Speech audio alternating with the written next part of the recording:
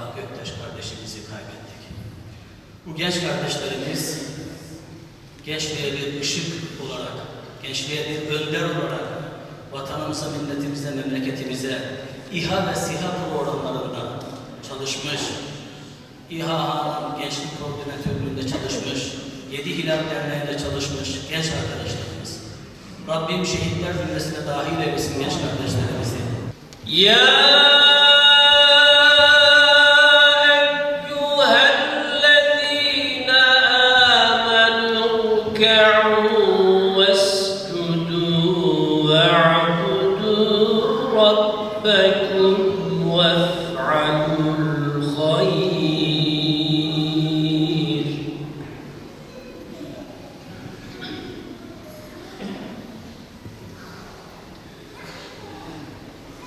اركعوا واسجدوا واعبدوا ربكم وافعلوا الخير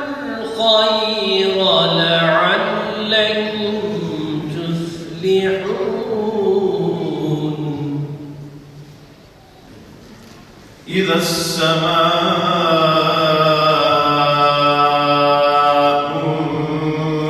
انفطرت وإذا الكواكب انتثرت وإذا البحار فجرت